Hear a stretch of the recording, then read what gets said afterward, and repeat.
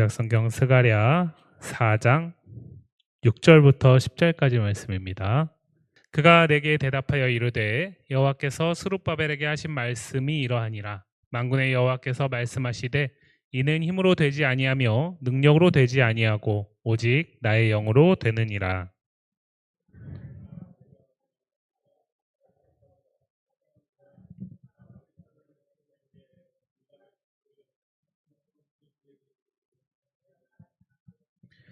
여호와의 말씀이 또 내게 임하여 이르시되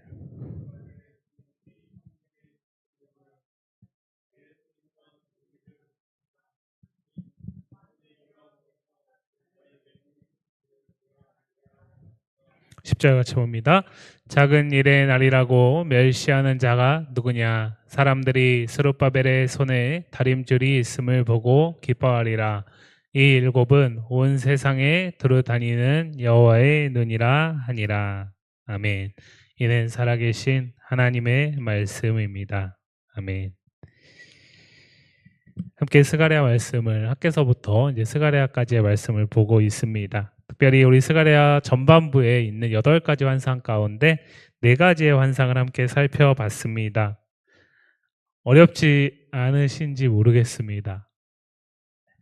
어려우실 것 같아서 앞에 우리가 살펴봤더니 오늘 이제 딱 5번째 환상이거든요. 그러니까 지금까지 중간고사를 잠깐 정리를 한번 해보겠습니다. 그림 한번 보여주실까요? 예, 첫 번째 환상입니다. 화석류 나무에 선 말탄자죠. 순찰자의 이미지가 있었습니다. 근데 이 첫 번째 환상은 무슨 내용이었냐면 그 당시에 이 페르시아의 황제가 넓은 영토를 가지고 있는 제국을 통치하는 방식을 이 환상 가운데 담았는데 황제가 자신의 통치하는 곳에 순찰자들을 보내서 그곳에 소요가 있진 않은지 어떤 문제가 있진 않은지를 점검하고 돌아와서 그 보고를 들음으로써 효과적으로 통치하는 통치 방식인데 그 순찰자를 보냈는데 평안하다라는 보고를 받았는데 오히려 절망하게 되죠. 왜냐하면 이것은 제국의 평안이고 하나님이 주시는 참된 평안이 아니었기 때문에 그렇습니다. 그래서 우리를 하나님께서 잊으셨나 보다 라고 의문을 가질 수밖에 없을 때 돌아온 이스라엘 백성들에게 선지자를 통해서 주신 첫 번째 환상은 아니다. 내가 너희를 기억하고 있다. 그리고 그 기억하고 계시다라는 사실을 선한 말씀, 위로하는 말씀으로 그들에게 다시 한번 약속을 생각하게 하는 그것이 첫 번째 환상이었습니다. 기억이 나시죠? 두 번째 환상 보겠습니다. 두 번째 환상은 뭐였죠? 그 첫 번째 환상이 이루어지려면 결국에는 제국이 심판을 받아야 되는데 그 첫 번째 환상이 제국의 심판의 이미지를 강조해서 드러낸 게 네 뿔과 네 대장장이를 통해서 네 뿔을 꺾음으로써 하나님께서 제국을 심판하셔서 하나님의 샬롬을 가져오시겠다. 하나님께서 일하시겠다라는 것을 보여주는 1장 18절부터 21절까지의 두 번째 환상이었습니다. 세 번째 환상은요. 뭐죠? 측량줄을 잡은 선자의 환상이라고 하죠. 근데 저 환상은 뭐였죠? 하나님께서 첫 번째 환상 가운데 무엇을 약속하셨냐면 그 돌아온 예루살렘 성읍을 넘치도록 풍족하게 채우시겠다라고 약속을 하셨는데 이 세 번째 환상 가운데 그 돌아온 이스라엘이 거하는 예루살렘 성읍은 예전과 같이 성곽을 지을 수 없을 만큼 차고 넘쳐서 하나님께서 친히 불성곽이 되셔서 지키시고 인도하시고 보호하시겠다라는 약속이 담겨 있는 환상이었습니다. 네 번째 환상은요. 이게 뭐죠? 하나님의 천상법정에 사탄과 하나님의 천사 사이에 대제사장 여호수아가 서 있는데 사탄이 저 꼬라지 보십시오. 불에서 꺼낸 그슬린 나무와 같지 않습니까? 라고 얘기하면서 하나님이 여호수아를 택해서 일하실 수 없고 여호수아를 택할 이유가 없다라는 것을 끊임없이 참소해 나가는데 하나님께서 그를 내가 택했다라고 말씀하시고 그리고 그에게 더러운 옷을 벗기시고 아름다운 옷을 입히셔서 그를 통해서 성전 재건의 역사 그리고 조금 더 나아가 지난주에 우리가 봤던 말씀 3장의 후반부에 보면 저것이 종말론적 의미의 메시아와 연결된다라는 사실을 우리가 환상 8가지의 전반부 4가지까지 살펴본 거죠. 기억나시죠? 기억나시죠? 예, 기억나셔야 합니다. 예, 기억 안 나셔도 돼요. 기억 안 나시면 또 다음 주에 이제 또 우리 목사님께서 1번부터 5번까지 또 해주시면 되니까 예, 계속 들으면 새겨지거든요. 예, 근데 오늘 5번째 환상입니다. 자, 5번째 환상은 먼저 구성을 말씀드리면 4장 1절부터 14절까지인데 우리가 그 첫 시간에 목사님을 통해서 기억하시겠지만 8가지 환상의 구조가 있는데 중심부에 4번째와 5번째 환상이 들어가는데 4번째 환상에 대제사장 여호수아가 등장했고 이 5번째 환상에는 우리가 오늘 본문을 읽으면서 확인하셨지만 총독 스룹바벨이 등장합니다. 이것이 아주 중요하다라는 거죠. 환상의 중심부에 이것이 들어가 있습니다. 그냥 쉽게 하나님께서 하실 거야. 하나님께서 지키실 것이고 하나님께서 보호하실 것이고 하나님께서 다 하실 거야. 그러면 쉽죠. 그런데 이 중심부에 그 당시에 택한 이 대제사장 여호수아와 총독 스룹바벨이 들어가는 이유가 무엇일까? 그거를 생각하고 말씀을 보실 때에 왜 이것이 중심부에 들어오는지, 그럼에도 불구하고 왜 오직 나의 영으로 된다라는 이 말씀을 하시는지를 우리가 이해할 수 있습니다. 이 4장의 5번째 환상은 1절과 4절에는 환상이 나오고 5절부터 10절, 1절과 5절까지는 환상이 나오고 6절부터 10절까지는 그 환상을 해석해주는 과정 속에서 하나님의 말씀이 등장하고요. 그리고 11절부터 14절까지는 그 환상의 해석이 등장합니다. 그 중에서도 특별히 6절부터 10절까지가 중요한데, 그래서 오늘 1절부터 14절까지 다 읽어야 하는데요. 그거는 집에 가서 한번 읽어보시고 6절부터 10절까지만 읽었지만 4장 전체를 보도록 하겠습니다. 이 4장은 성경책 보시면 그 좋은 성경책은 성경책 보시면 위에 파란 글씨, 4장 위에 파란 글씨나 또는 빨간 글씨나 검은 글씨로 뭐라고 써 있죠. 순금 등잔대와 두 감람나무 이렇게 써 있죠. 이 5번째 환상은 환상 가운데 순금 등잔대를 보고 두 감람나무가 서 있는 것을 스가랴 선지자가 본 겁니다. 그런데 그 환상을 보고 있는 선지자를 천사가 와서 깨워요. 환상을 보고 있었기 때문에 실제로 자고 있었던 건 아니죠. 그런데 성경은 깨운다라고 표현을 하고 있고요. 그 가운데서 선지자가 본 거를 이야기를 하는데 이게 도무지 무슨 뜻인지 모르겠어요. 그래서 천사가 물을 때에 본 건 얘기를 하지만 그것을 무슨 의미인지 모르니까 대화를 통해서 답을 얻게 됩니다. 그래서 이 5번째 환상을 그림으로 설명하면 한번 보여주실까요? 예, 이겁니다. 순금 등잔대가 있고요. 그 위에 7 촛불이 있고 그 촛불 위에 또 금잔이 있고 그 양옆에 두 감람나무로 관이에서 연결되어 있는 거죠. 그림의 이미지는 이렇습니다. 그럼 이게 무슨 뜻이냐? 그것이 오늘 우리가 6절부터 10절까지의 말씀을 보면서 이해를 해보려고 하는 부분입니다. 자, 먼저 우리 1절 말씀을 한번 볼까요? 1절 말씀을 한번 같이 읽어보겠습니다. 내게 말하던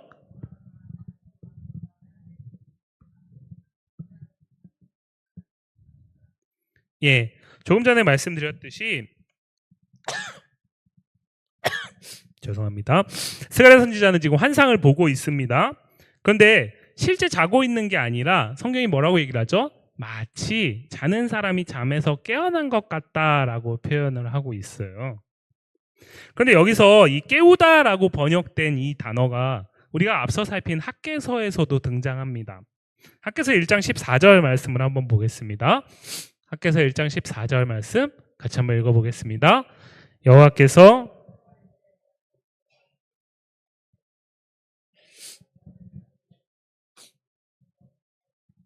남은 모든 백성의 마음을 감동시키심에 그들이 와서 만군의 여호와 그들의 하나님의 전 공사를 하였으니, 학개서에서는 이 똑같은 표현이 뭐라고 번역되어 있냐면 감동시키신다라고 표현이 되어 있어요.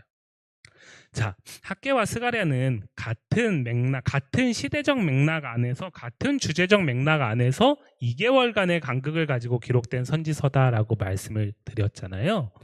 그런데 왜 여기서는 감동시키신다라고 표현을 할까? 이 상황 속에서 이 감동시키신다라는 이 표현은 무엇이냐면 성전 재건을 해야 하는데 우리가 앞서 살폈듯이 방해 가운데서 16년이 멈춰졌습니다. 그리고 그 가운데서 다시 하나님께서 성전 재건을 독려하는 메시지를 선지자를 통해 받고 성전 재건을 시작하려고 합니다. 그런데 그 과정 속에서 하나님께서 그들의 마음을 강력하게 주장하셔야 그 일이 가능을 하잖아요. 그러니까 선지자를 통해서 말씀만 주시는 것이 아니라 선지자를 감동시키신 그 말씀이 선지자를 통해 전해질 때에 대제사장 여호수아, 총독 스룹바벨, 그리고 모든 돌아온 이스라엘 백성들의 마음을 깨우셨다라는 의미가 있는 거죠. 그러면 오늘 이 말씀은 무엇일까요? 역시 마찬가지로 돌아온 이스라엘 백성들의 리더 가운데 또 한 사람인 총독 스룹바벨의 가장 중요한 역할이 뭐죠? 페르시아 제국의 행정적인 도움을 받고 그 당시에 행정적인 어떤 역할을 감당하면서 성전 재건이 멈추어지지 않도록 대제사장 여호수아와 동역함으로써 이스라엘 백성들에게 성전 재건을 완공할 수 있게 하는 역할이 제일 중요한 거잖아요. 그러려면 먼저 무엇이 돼야 되죠? 이 스룹바벨을 감동시키셔야 되잖아요. 근데 스룹바벨을 감동시키기 위해서 하나님이 스가랴 선지자에게 환상을 보여주시는 거죠. 그렇기 때문에 선지자가 지금 자고 있지 않지만 성경이 깨어난 것 같다라는 표현을 쓰는 이유는 바로 거기에 있습니다. 이 선지자가 이 환상을 보는 이유는 지금 시대에 이단들이 얘기하는 것처럼 야 나만 봤어, 나만 신비한 걸 보고 있어 라고 자랑하기 위한 게 아니라 그 하나님께서 여전히 이들 가운데 역사하시는데 무엇으로요? 말씀으로 역사하고 계시다라는 사실을 선지자의 말씀을 통해서 돌아온 이스라엘 백성들이 비로소 깨달을 수 있기 때문에 선지자를 먼저 감동하셔야죠. 깨우셔야죠. 지금 우리 시대도 마찬가지입니다. 우리가 오늘 말씀을 듣고 나누고 있습니다. 말씀을 전하는 저에게 제가 가진 지식과 제가 가진 능력을 가지고 이 시간 말씀을 전한다면 이 시간은 그냥 저 개인의 어떤 생각을 밝히는 시간이겠죠. 그런데 우리는 이 시간은 무슨 시간으로 봤죠? 하나님의 살아있는 말씀을 듣고 받는 시간으로 우리는 믿습니다. 무엇이 그걸 가능하게 할까요? 성령께서 이 말씀을 준비하고 대하는 설교자인 저에게 성령께서 깨닫게 하시고 조명하심을 통해서 하나님의 말씀을 먼저 감동하셨다라는 사실을 믿기 때문에 이 시간 제가 제 입술로 전하지만 그러나 우리는 이 말을 기광서라는 사인의 말이 아니라 하나님의 살아있는 말씀으로 듣는 줄 믿습니다. 마찬가지로 이 시간 말씀을 듣는 제가 전하는 말의 화술로 여러분들을 제가 깨울 수 있을까요? 못 깨우죠. 못 깨웁니다. 누가 말하는 대로 회중이 잔다면 그건 설교자의 책임이라고 많은 부흥사들이 이야기를 하지만 그럼에도 불구하고 깨울 수 없습니다. 그런데 깨울 수 있는 방법은 딱 하나가 있죠. 이 시간 성령께서 말씀 안에서 우리가 교통케 하실 때에 받으시는 여러분들께서 이것을 하나님의 말씀, 살아있는 말씀으로 받을 때에 우리는 이 말씀 안에서 함께 깨어서 감동하심을 입을 수 있는 겁니다. 오늘 1절은 그 원리를 이야기하고 있는 거예요. 스가랴 선지자에게 이 환상을 먼저 보이시는 이유는요, 그를 통해서 앞서 봤던 대제사장 여호수아, 그리고 오늘 말씀에 나오는 총독 스룹바벨, 그리고 그 리더들을 통해서 돌아온 이스라엘 모든 백성들에게 하나님의 말씀에 감동하심이 필요하기 때문에 그렇습니다. 그 사실을 먼저 1절에서 선언하고 가고 있어요. 사랑하는 성도 여러분, 오늘 예배하는 우리에게 가장 큰 갈망이 무엇이어야 할까요? 여러분, 우리가 예전부터 배웠습니다. 예배 시간에 조금 더 일찍 와서 예배를 위해서, 나를 위해서, 그리고 그날 말씀을 전하실 목사님을 위해서 우리가 예배를 기도로 준비해야 된다고 배웠잖아요. 왜 그럴까요? 그 시간 우리가 지키는 시간이지만 하나님의 영이 임재하셔서 우리 안에 운행하심으로 감동하시는 시간임을 우리가 믿기 때문에 그런 거죠.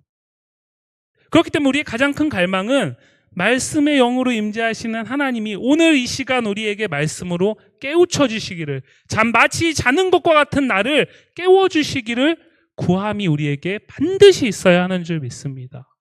그것이 우리의 갈망이 되기를 원합니다.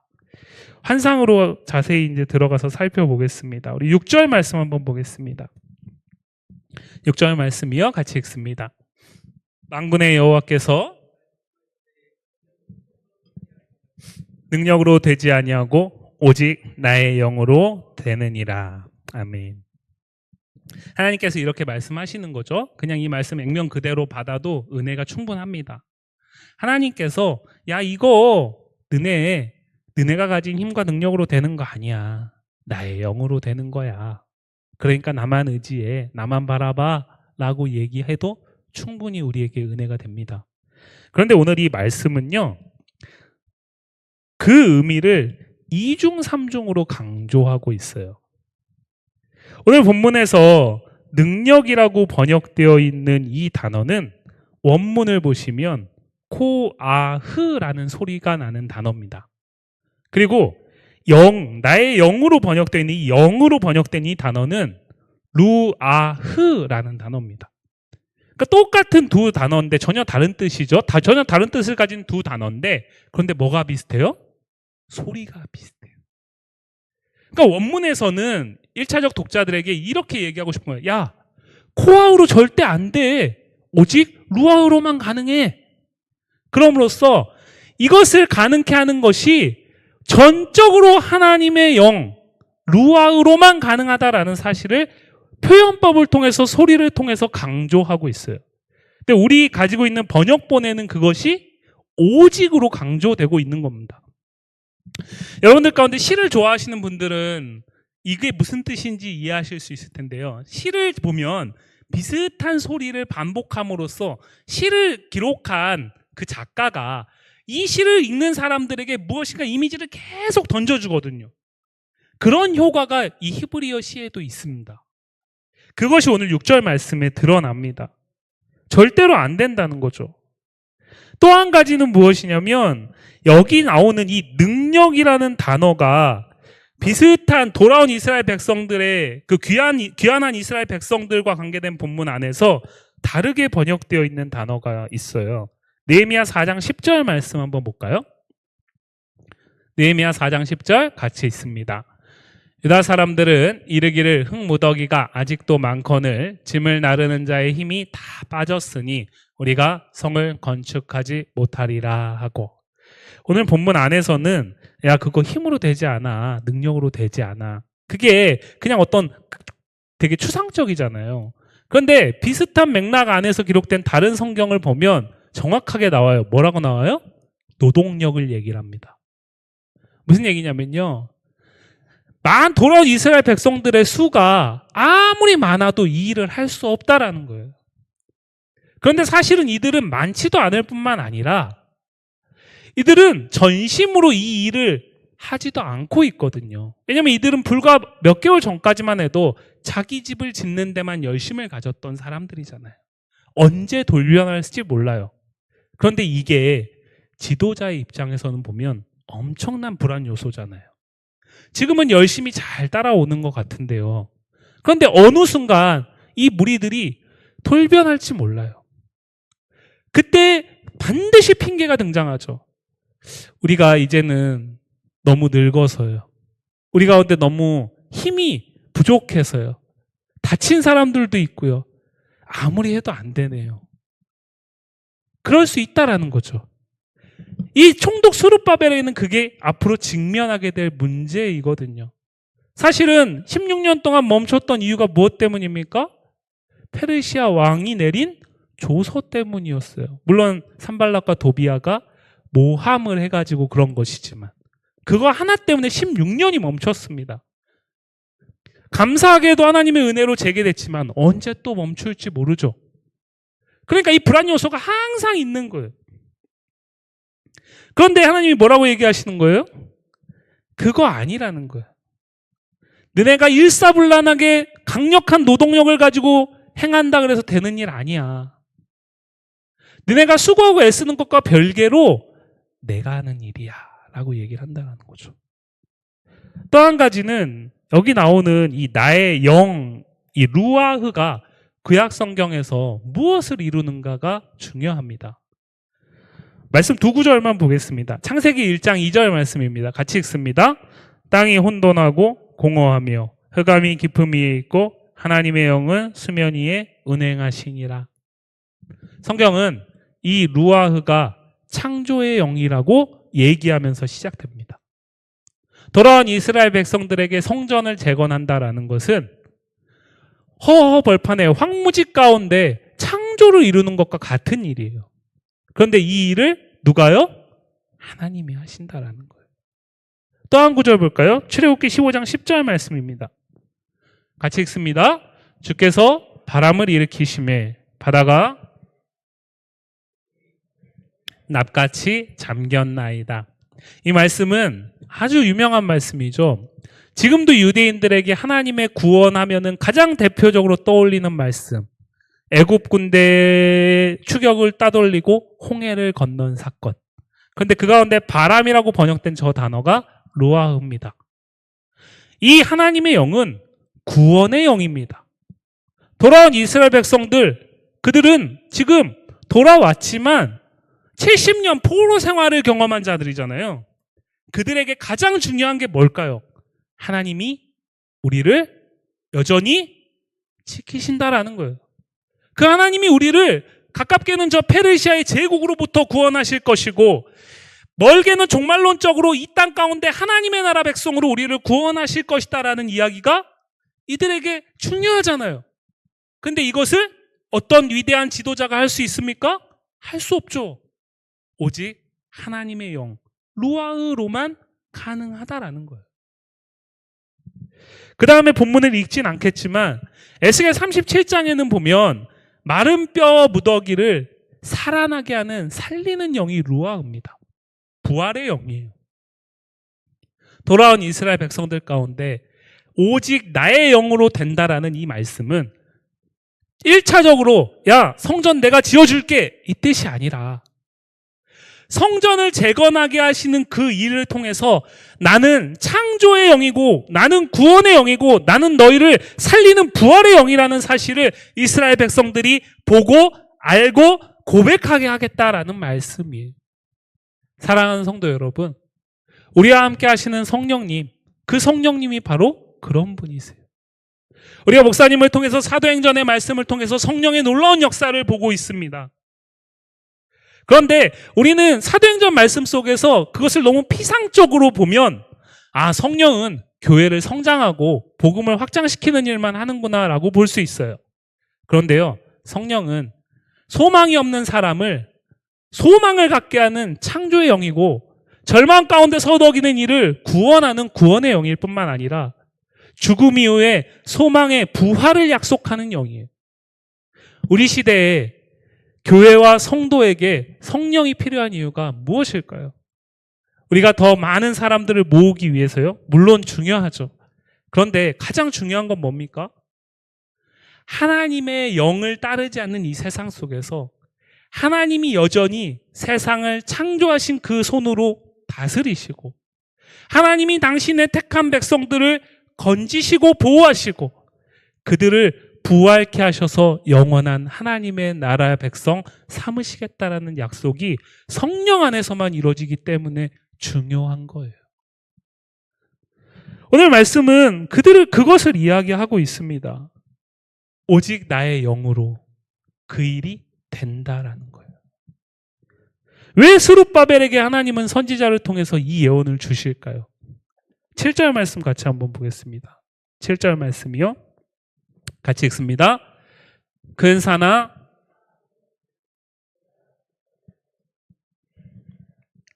그가 머릿돌을 내놓을 때에 무리가 외치기를 은총이 그에게 있을지어다 하리라 하셨고. 왜 스룹바벨에게 이 예언이 필요합니까? 성전 재건을 해야 하는 이 지도자 스룹바벨 앞에 큰 산이 놓여 있기 때문에 그래요. 이미 앞서도 말씀드렸던 과거에 이미 16년 전에 있었던 그 어려움도 경험을 했기 때문에 앞으로 어떤 일이 있을지 몰라요. 그때마다 하나님께서 간섭하시겠다라는 거예요. 근데 중요한 건 뭐죠? 그가 큰 산을 평지가 되게 하셔서 무리가 보기를 은총이 그에게 있을지어다 라고 외치게 하시겠다라는 거예요. 우리말로 얘기하면 저 사람과 하나님이 함께하고 있구나. 저 사람과 하나님이 함께하고 있구나. 우리가 그렇게 원하는 하나님을 영화롭게 하게 하시겠다라는 거예요. 그 일을 위해서 하나님이 스룹바벨을 지도자로 택했다라는 거죠. 사기를 떨어뜨리는 소리들이 다가올 거 아니에요. 그게 코아흐예요. 그때에 스룹바벨은 무엇을 받았기 때문에요? 루아흐를 받았기 때문에 그 코아흐의 소리를 잠잠히 하고 루아흐를 의지하면서 이 일을 이루어가게 하시겠다라는 거예요.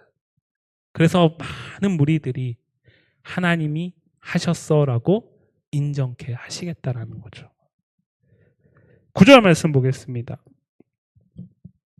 9절 말씀입니다.